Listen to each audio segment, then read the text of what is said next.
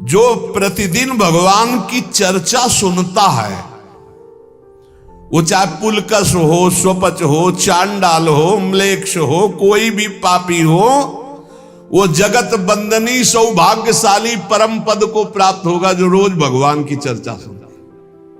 सुन लिया ना? हे गर्व में रहो कि हमें तो भगवान ने कितना सौभाग्य दिया है।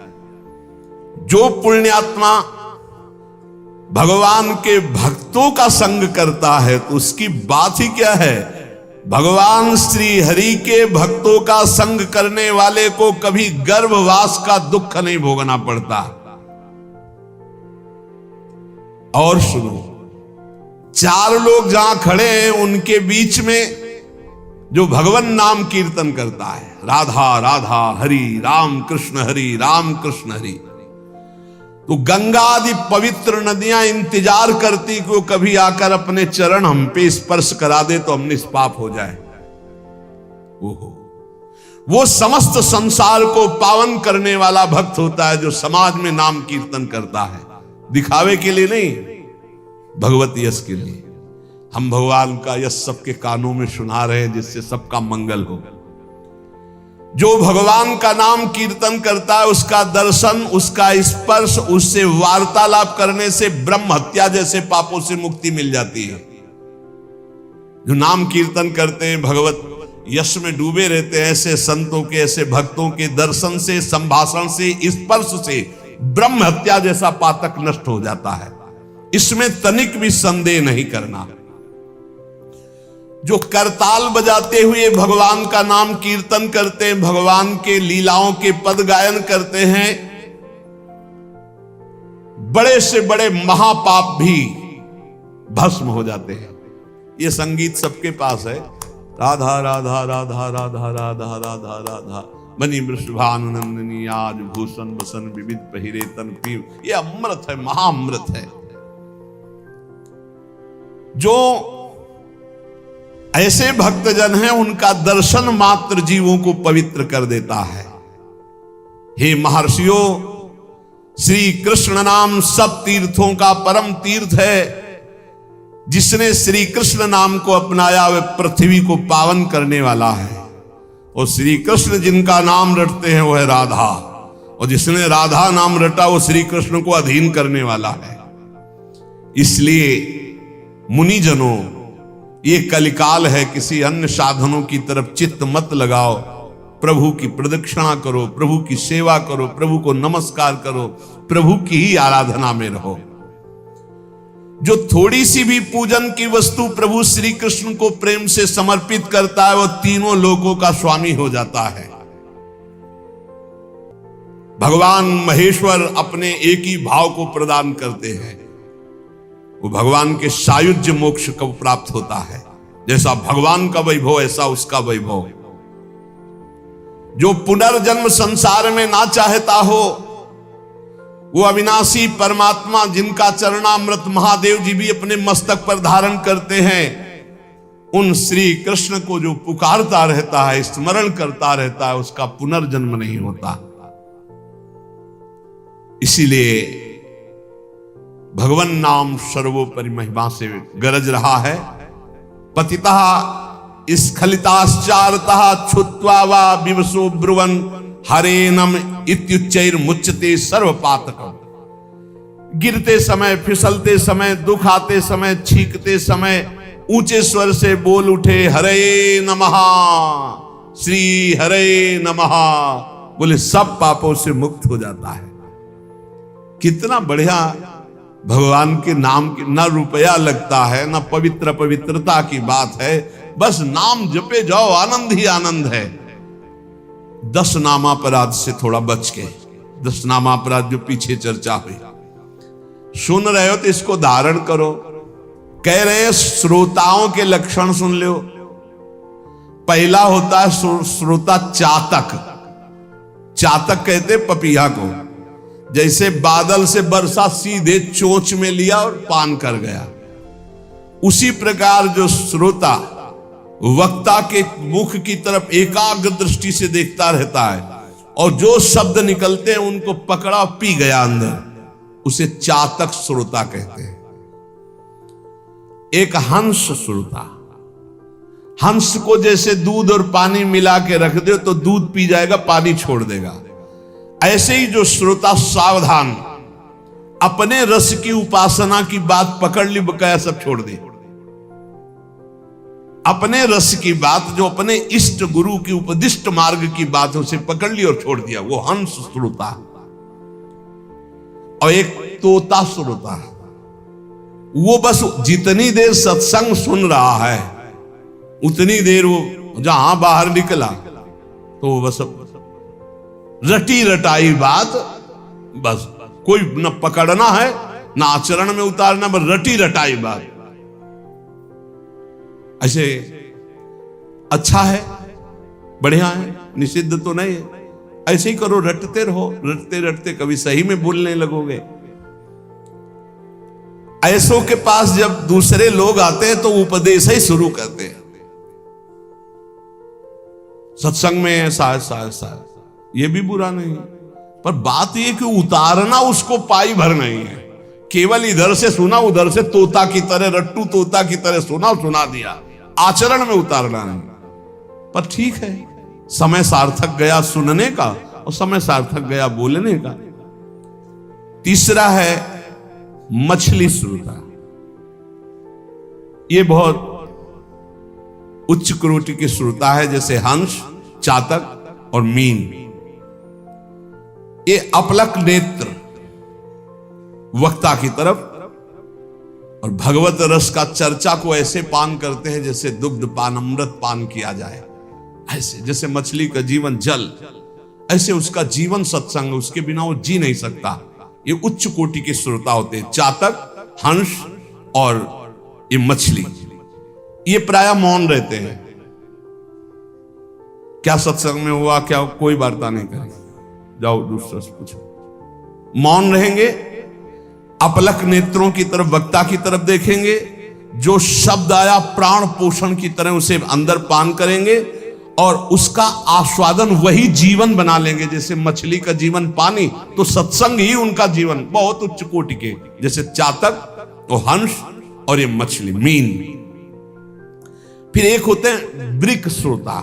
ब्रिक माने होता है भेड़िया। भेड़िया श्रोता कैसे होते हैं? ये सत्संग के बीच में विघ्न डालने वाले होते हैं। कुछ ऐसे आवाज करना जिससे सबको विघ्न पड़ जाए। यहां तो अगर एक बार आवाज की तो दोबारा आवाज करने के लिए अंदर प्रवेश ही नहीं होगा, इसलिए आवाज यहाँ नहीं आती। नहीं, प्राय ऐसे होते हैं। अच्छा, मान लो बीच में भगवान नाम से हो रही चर्चा, अब जोर से आप कोई नाम उच्चारण करें तो सबको विक्षेप पड़ेगा। तो जो सत्संग के बीच में डरावने प्रयोग करे उसे भेड़िया श्रोता कहते हैं, कि जो सत्संग में विघ्न डाल दे। ये प्रायः मूर्ख स्वभाव के होते हैं, इनको पकड़ना कुछ होता नहीं।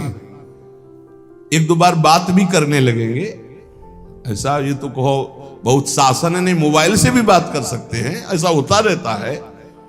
ये बीच बीच में सत्संगी जनों को उद्विग्न करते रहते हैं। आओ सकिलो ना, आगे, मतलब ऐसे उसको किसी तरह विघ्न पहुंचाना, तो इन्हें ब्रिक श्रोता कहते हैं, भेड़िया श्रोता कहते हैं, जो सत्संग में विघ्न डालते हैं।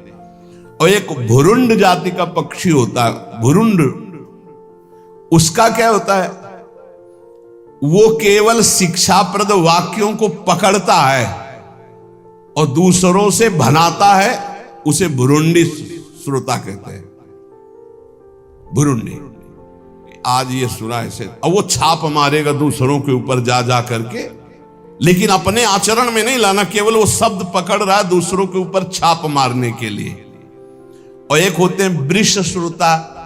वृष कहते हैं बैल को, कि उसके सामने चाहे मीठी बात हो, चाहे अंगूर डालो, चाहे भूस डालो, उसको खाने से मतलब है। तुम संसार की बात कहो, प्रपंच की बात कहो, भोग की बात कहो, कृष्ण की बात कहो, राम की बात कहो, केवल सुनने से मतलब है। उसको कोई मतलब नहीं कि किसकी चर्चा हो रही है। ये बैल श्रोता होते हैं। जैसे बैल है, अंगूर डालो चाहे भूस डालो, चाहे तो उसको खाने से मतलब, वो सुन रहा है। हंस श्रोता अलग चीज है, वृष श्रोता। फिर ऊंट श्रोता, उष्ट। ये क्या होता है, अच्छी बात को छोड़ करके ये कांटे वाली चीजें खाना पसंद करता है। ऊंट जो है ना, बम्बूल, ये सब ऐसे, नीम बम्बूल ऐसे। तो जो उष्ट प्रकार के ऐसे स्वभाव वाले श्रोता होते हैं, वो विपरीत बातें पकड़ते हैं, मतलब हर बात का विपरीत अर्थ लेकर के उसको प्रचार प्रसार करना। तो ये उल्टी बात पकड़ते हैं, ये उल्टी बात पकड़कर संसारियों को भ्रम में डालते हैं कि मैं सुन के आया, कुछ नहीं। कई तरह की ऐसी बातें। और एक होते दरिद्री श्रोता, बहुतायत होती है। तो भक्ति, महारानी, ज्ञान और वैराग्य सब सभा में आते हैं महात्मा, तो दरिद्रता भी आती है कि हमको भी तो जगह मिलनी चाहिए। तो उसको जानते हो कहां जगह दी गई? दरिद्री श्रोता के पास। कौन दरिद्री श्रोता है? रात भर सोता है, फिर सत्संग में आके श्रोता नहीं, फिर भी सोता है। बोले है तो श्रोता पर रहता है सोता। कैसे सोता है? दलिद्र, जो दलिद्रता होती है वो टहलती है। तो जो चौकस ऐसे एकदम बैठे हैं, उनको प्रणाम करती, हमारे लायक तुम नहीं हो। ज्ञान भक्ति वैराग्य होते हो, तुम विराजमान हो। वो देखती कि कोई हमें तो बुलावे, तो जा कहता है बोले ये जगह है, ये हम बैठ जाएंगे। लार भाई ऐसा लग रहा बड़ा गूढ़ सत्संग सुन रहे, और वह झटके से मारते चले जा रहे। ये है दरिद्री श्रोता। इसमें नाम ज्यादा आ जाएगी, बस संभल के रखना। हाँ, सत्संग में इंद्रियां समाहित होती हैं। यदि वो सतोगुणी है तो वो सत्संग में भाव में आ जाएगा, और यदि तमोगुणी है तो नींद में चला जाएगा। इस सत्संग का प्रभाव होता है। जिसे कहीं न नींद आती हो, उसको सत्संग में बैठाल दो, सो जाएगा पक्का। सच्ची बात कहते हैं, हंसी हंसी में सच्ची बात कहते हैं। और भक्ति, ज्ञान, वैराग्य सामने रहते हैं, जहां वो शांत होकर, जैसे हंस, मीन, चातक, ऐसे भक्ति, ज्ञान, वैराग्य उसके हृदय में वास करते हैं। वक्ता के सामने विधिवत प्रणाम करके, आसपास कौन बैठा है इसका भी ज्ञान न हो, सीधे वक्ता पर दृष्टि, शांत भाव से, वो उत्तम श्रोता होता है। जो सत्संग के 5 मिनट पहले आवे, 5 मिनट बाद जाए, कम से कम सत्संग के 5 मिनट पहले आवे और सत्संग में सबसे पीछे उठे, उत्तम श्रोता का लक्षण। तो आज कोई उठेगा ही नहीं कि पहले जाए तब हम उत्तम श्रोता होंगे। अब वक्ता का लक्षण क्या है? वक्ता का लक्षण है जिसका मन भगवान में महत्व रखता हो, रुपये में नहीं। जिसका मन भगवान में महत्व रखता हो, तभी तो भगवत चर्चा होगी। जो भगवान की चर्चा किसी भी मोल में बेचने के लिए तैयार नहीं है, क्योंकि भगवान की महामहिमा को, भगवान के नाम को पैसे से खरीदा नहीं जा सकता। लेकिन यदि हमने मुख से बेच दिया तो माना जाएगा। उत्तम से उत्तम श्रोताओं को चाहिए कि जितनी सामर्थ्य हो, फल, पत्र, पुष्प, संपत्ति आदि भगवान की कथा में अर्पित करें। बढ़िया भाव है, करना भी चाहिए। लेकिन प्रवक्ता को चाहिए कि वो बेचे ना, वो भगवत चर्चा को एक संख्या में ऐसा ना करे। यहां उत्तम प्रवक्ता की बात कह रहे हैं। जैसे किसी किसी का प्रश्न रहता है, फिर तो कोई चढ़ाएगा ही नहीं, तो हम किसी के चढ़ाने की अगर उस पर जीवित हैं तो भगवान की महिमा को हम क्या जाने? क्या अखिल कोटि ब्रह्मांड नायक भगवान अपने यश गायन करने वाले का भरण पोषण नहीं करते क्या? आप विचार कीजिए, अगर ना मांगा जाए तो ऐसी ऐसी भेंटें आएंगी कि आप निहाल हो जाओगे। कभी नहीं मांगते थे श्री रामचंद्र डोंगरे जी महाराज, और बड़े बड़े अनुष्ठान चलते थे, उन्हीं के चढ़ावे थे। जितना चढ़ा उठ के चल दिया, कुछ नहीं लेते थे। और बड़े बड़े अस्पताल, विद्यालय, ये सब उन्हीं के। बहुत, अरे देन हार कोई और है, देत रहते दिन रैन। आगे कह रहे हैं, जो सबका सुहृद होता है और जो तत्व बोध होता है, अपनी युक्तियों से भगवत वाक्यों को समझा सकता है, जो दूसरों को शब्दों का तत्वबोध कराने में चतुर हो और मुनि युक्त हो, मननशील हो, स्वयं मनन करने वाला, मंत्र जप करने वाला, पवित्र अनुष्ठान करने वाला, और सबको सम्मान देने वाला हो, ऐसा स्कंद पुराणांतर्गत महात्म्य में लिखा हुआ है कि सबसे श्रेष्ठ प्रवक्ता वही माना जाता है जो भगवान की चर्चा भगवत प्रसन्नता के लिए, जगत कल्याण के लिए, जगत मंगल के लिए और स्वाभाविक जो भेंट चढ़ जाए, देखो इसका फल भी होगा। नित्य निरंतर जो भगवान की कृपा है वो उसके ऊपर बरसेगी, विश्वास कर लो। हमने पूज्य श्री तुकाराम जी के पावन चरित्र में उनके उपदेश में पढ़ा था, हितधाम में चर्चा की थी। शास्त्र में जो उत्तम प्रवक्ता का लक्षण है वो ये है कि अर्थ के द्वारा अपने भगवत चर्चा को बेचना शब्द ना करके जो चढ़ जाए भगवान की इच्छा से। ये भागवत सर्व समर्थ है, धुंधकारी को भगवत प्राप्ति करा दी 7 दिन में। श्रोता और वक्ता दोनों, जैसा शास्त्र में लिखा है, श्रोता समर्पण करने में संकोचन करे और वक्ता उदारता पूर्वक भगवान की चर्चा करे, भूरिदा जना, तो जगत मंगल हो जाए, ऐसा इसमें वर्णन है। शेष चर्चा आगे। श्री राधा वल्लभ लाल की।